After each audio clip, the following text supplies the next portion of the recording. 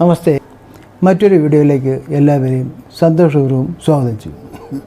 ഇപ്പോൾ ഞാൻ ഇന്ന് പറയുന്നത് മകരം രാശിയിൽ ജനിച്ചവരുടെ ജൂൺ 15 മുതൽ ജൂലൈ 15 വരെയുള്ള കാലഘട്ടത്തിൽ ഉള്ള ഫലങ്ങളെയാണ് പരിശോധിച്ച് പറയുന്നത്.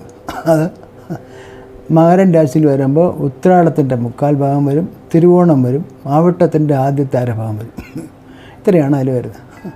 അവരുടെ കാര്യങ്ങളാണ് പറയുന്നത്. കൂട്ടത്തിൽ ഈ വീഡിയോയുടെ അവസാനം നല്ല കുറച്ച് ദിവസങ്ങളുടെ കാര്യവും കടം വിടാനുള്ള മുഹൂർത്തങ്ങളും കൂടെ പറയുന്നുണ്ട് അവസാനം വരെ. അതുകൊണ്ട് ഇത് കേൾക്കാനായിട്ട് താല്പര്യപ്പെടും. ഇനി ഈ കാര്യത്തിലേക്ക് വരാം. നമുക്ക് ഗ്രഹസ്ഥിതി ആദ്യം പരിശോധിക്കാം. നമ്മൾ അറിയാം, സൂര്യൻ്റെ മൂവ്മെൻറ്റ് വെച്ചിട്ടാണിത് നമ്മൾ മാസഫലങ്ങൾ പറയുന്നത്. അപ്പോൾ മകരം രാശിക്കാരെ സംബന്ധിച്ച് 2-ൽ വ്യാഴം ശനിയുണ്ട്. അത്ര ആശ്വാസകരമല്ലെങ്കിലും സുക്ഷേത്രാധിപനായതിനാൽ വലിയ കുഴപ്പമില്ല. 3-ൽ രാഹുണ്ട്, വളരെ നല്ലതാണ്. അതേപോലെ 5-ൽ വ്യാഴമുണ്ട്, വളരെ ശ്രേഷ്ഠകരമാണ്. 6-ൽ രവിയുണ്ട്, അതും വളരെ നല്ലതാണ്. 6-ൽ തന്നെ ബുധനും ശുക്രനും ഉണ്ട്. അതിൽ ബുധനും അനുകൂലമാണ്. ഇതാണ് ഈ വരുന്ന ഒരു മാസത്തിൽ ഇതിൽ മാറുന്നുണ്ട്. ചൊവ്വ മാറുന്നുണ്ട്, പിന്നെ ബുധൻ മാറുന്നുണ്ട്, ശുക്രൻ മാറുന്നുണ്ട്. ആ മാസത്തിൻ്റെ പകുതിക്ക് ശേഷമാണ്. അതുകൊണ്ട് നമുക്ക് ഇത് തന്നെ കണ്ടിന്യൂ ചെയ്യാം. അപ്പോൾ നമ്മൾ പറഞ്ഞാൽ ആദ്യം തന്നെ ഫൈനാൻസാണ്. ഫൈനാൻഷ്യൽ സൈഡിൽ ഈ ഗ്രഹസ്ഥിതി വെച്ച് നോക്കുകയാണെങ്കിൽ അവർക്ക് അപ്രതീക്ഷിതമായ ധനലാഭമൊന്നും ഞാൻ പറയുന്നില്ല, പക്ഷേ നമുക്ക് ലഭിക്കാനുള്ള കാശെല്ലാം കിട്ടും. പൊതുവെ വളരെ അനുകൂലമായൊരു അവസ്ഥയാണ് ഈ മാസം ഉള്ളത്. വേണമെങ്കിൽ ചുരുക്കത്തിലൊക്കെ പറയാം, ഈ വരുന്ന ഈ ഒരു വർഷക്കാലഘട്ടത്തിൽ വളരെ അനുകൂലമായ ചുരുക്കം 3-4 മാസങ്ങളിലൊന്നാണിത്. രാജയോഗം തന്നെ ലഭിക്കാൻ അവസരമുള്ളൊരു മാസമാണിത്. കാരണം സൂര്യൻ്റെ 6-ലെ സ്ഥിതിയാണ് ഏറ്റവും ഇമ്പോർട്ടൻറ്റ്. അതേപോലെ തന്നെ മറ്റ് ഗ്രഹങ്ങളുമൊക്കെ അനുകൂലമായി നിൽക്കുന്നുണ്ട്. അപ്പോൾ ഫൈനാൻഷ്യൽ നോക്കുകയാണെങ്കിൽ ഫൈനാൻഷ്യലി വളരെ നല്ലൊരു സമയമാണ്. കിട്ടാനുള്ള കാശെല്ലാം കിട്ടും. കൂടുതൽ കിട്ടാൻ വേണ്ടിയുള്ള ശ്രമങ്ങൾ ആരംഭിക്കാം. കിട്ടാക്കടങ്ങളുണ്ടെങ്കിൽ അത് വാങ്ങിക്കാനുള്ള ശ്രമങ്ങൾ ആരംഭിക്കാം.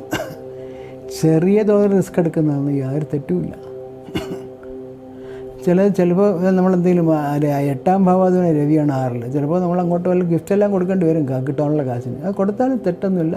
കൊടുത്താൽ റിസ്ക് കൊടുക്കാൻ വേണ്ടി ഒരു റിസ്ക് എടുത്താലും അത് നമുക്ക് ഇതെല്ലാം കിട്ടും.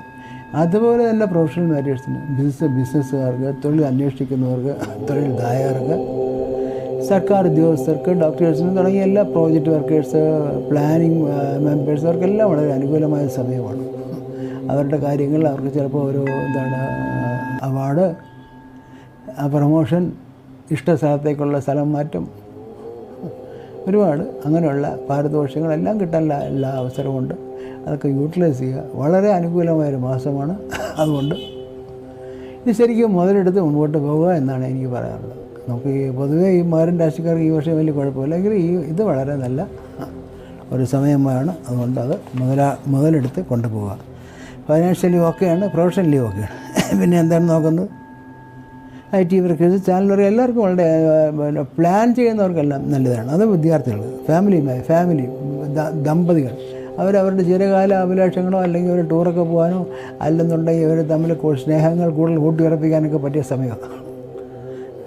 ആ 2 പേർക്കും സന്തോഷമുള്ള സമയമാണ്.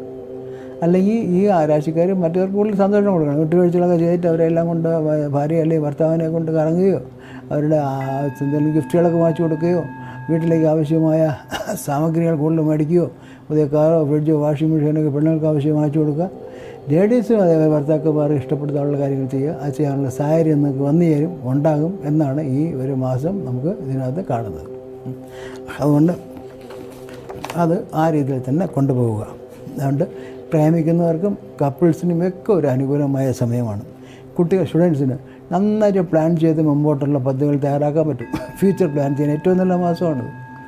അവരുടെ ഫ്യൂച്ചർ എന്താണ് അവരുടെ പലർക്കും ഒരു 10ാം ക്ലാസ് കഴിഞ്ഞ് 12ാം ക്ലാസ് കഴിഞ്ഞാൽ ഫ്യൂച്ചറിനെ പറ്റി വലിയ ഐഡിയ ഇല്ല. ആ അതൊക്കെ ഇപ്പോൾ നല്ല ഐഡിയാസ്, നല്ല സജഷൻസ്, റെക്കമെൻഡേഷൻസ് കിട്ടുന്നൊരു കാലഘട്ടമാണ്. അത് ഉപയോഗിക്കുക. അതുപോലെ പിന്നെ മുതിർന്നവർക്ക് അവർക്കും വളരെ അനുകൂലമായ സമയമാണ്. അനുകൂലമായ സമയം എന്ന് പറഞ്ഞാൽ ചില മാസങ്ങളിൽ ചില സമയത്ത് അവരുടെ അസുഖങ്ങൾ എന്താണെന്ന് കണ്ടുപിടിക്കാൻ പറ്റാത്ത അവസ്ഥയിൽ വരും. ഇപ്പോൾ പോയി കഴിഞ്ഞാൽ നിങ്ങൾ ഈ മാസം പോയാൽ നിങ്ങളുടെ കറക്റ്റായിട്ട് അസുഖം എന്താണെന്ന് കണ്ടുപിടിച്ചിട്ട് ഡോക്ടേഴ്സിന് ചികിത്സ ചെയ്യാൻ കഴിയും. ഐഡൻറ്റിഫിക്കേഷൻ ഓഫ് ഡിസീസ്, അതാണ് ഏറ്റവും ഇമ്പോർട്ടൻ്റ്. അതിന് പറ്റിയ മാസമാണത്. അത് ശരിക്കും ഉപയോഗിക്കുക. എന്നിട്ട് അത് ശരിയാക്കി എടുക്കുക. ഇനി ഞാൻ പറയാം, അടുത്ത ദിവസം 5-ാം തീയതി പിന്നെ കർത്തവാവാണ്. അപ്പോൾ ആ സമയത്ത് ലേഡീസിന് മെൻസസ് സംബന്ധമായും അല്ലെങ്കിൽ മൈഗ്രെയിൻ പോലത്തെ അസുഖങ്ങൾ, തൈറോയ്ഡ്, അതുപോലെ വേദനയൊക്കെ വരാൻ ചാൻസ് ഉണ്ട്. മകരരാശിക്ക് വരുമ്പോൾ കാലിൽ നീര് വരാൻ ചാൻസ് ഉണ്ട്, കാലിൽ വേദന വരാനുണ്ട്, അതൊക്കെ വരാം. കാൽ വണ്ണയിലൊക്കെ നീര് വരാം, അതൊക്കെ ഒന്ന് ശ്രദ്ധിക്കണം. അതൊക്കെ ഒന്ന് ആ സമയമാകുമ്പോൾ അവർ കൂടാൻ സാധ്യതയുണ്ട്. ഒരുപാട് പാനിക് ആകേണ്ട ആവശ്യമില്ല, ടെമ്പററിയാണ്. പിന്നെ മകരരാശിക്കാർക്ക് ജൂൺ മാസം 23, 25, 26, 28, 29 ദിവസങ്ങൾ കൊള്ളാം. അടുത്ത മാസം 1, 2, 8, 9 ഈ 4 ദിവസങ്ങളും കൊള്ളാം. ഈ ദിവസങ്ങളിൽ എന്തെങ്കിലുമൊക്കെ ചെയ്യാനുണ്ടെങ്കിൽ ചെയ്യുക, പ്ലാൻ ചെയ്യുക. ഓക്കെ. ഇനി ഞാൻ കടമിടാനുള്ള കുറച്ച് മുഹൂർത്തങ്ങളാണ് പറയുന്നത്. അത് മുമ്പ് പല വീഡിയോകളിലും അതിൻ്റെ റീസണും കാര്യവും പറഞ്ഞുകൊണ്ട് അത് ഞാൻ പറയുന്നില്ല. ആ മുഹൂർത്ത സമയങ്ങൾ മാത്രം പറയാം. ജൂൺ മാസം 15-ാം തീയതി രാവിലെ 8:30-നും 10 മണിക്കും മധ്യമുള്ള സമയം വളരെ അനുകൂലമായ സമയമാണ്. അതേപോലെ 20-ാം തീയതി വ്യാഴാഴ്ച വൈകിട്ട് 4:15-നും 5:30-നും മധ്യ നല്ല സമയമാണ്. 45 മിനിറ്റ്സേ ഉള്ളൂ. ഈ സമയത്തൊക്കെ നിങ്ങൾ ഓൺലൈൻ ട്രാൻസാക്ഷൻ ചെയ്താലും വളരെ നല്ലതാണ്. 22 ശനിയാഴ്ച രാവിലെ 8 മണിക്കും 9:30-നും മധ്യേ. 22 ശനിയാഴ്ച രാവിലെ 8-നും 9:30-നും മധ്യേ. 25 ചൊവ്വാഴ്ച 12-നും 1:30-നും മധ്യേ ഉച്ചയ്ക്ക്. 29 ശനിയാഴ്ച രാവിലെ 7:30-നും 9 മണിക്കും മധ്യമുള്ള സമയം വളരെ അനുകൂലമാണ്. 29 ശനിയാഴ്ച. ജൂലൈ മാസം 6-ാം തീയതി ശനിയാഴ്ച രാവിലെ 7 മണിക്കും 8:30-നും മധ്യമുള്ള സമയം വളരെ അനുകൂലമാണ്. ജൂലൈ 6 ശനിയാഴ്ച 7-നും 8:30-നും മധ്യേ. ജൂലൈ 9 ശനിയാഴ്ച ഉച്ചയ്ക്ക് 1-നും 3:30-നും മധ്യമുള്ള സമയം വളരെ അനുകൂലമാണ്. 13-ാം തീയതി 2 മുഹൂർത്തമുണ്ട്. രാവിലെ 6:30-നും 8 മണിക്കും മധ്യമുള്ള സമയം അനുകൂലമാണ്. രാവിലെ 6:30-നും 8 മണിക്കും. അതേപോലെ 13-ാം തീയതി ഉച്ചയ്ക്ക് 1 മണിക്കും 2:30-നും മധ്യമുള്ള സമയവും വളരെ അനുകൂലമാണ്. ഇതൊക്കെ നിങ്ങൾ ശരിക്കും യൂട്ടിലൈസ് ചെയ്തിട്ട് ശരിയാക്കി നിങ്ങളുടെ കടങ്ങളൊക്കെ വിടാൻ ശ്രമിക്കുക. മറ്റുള്ള എല്ലാ രീതിയിലും മകരരാശിക്കാർക്ക് ഒരു അടിച്ചു പൊളിച്ചൊരു സമയമാണ്.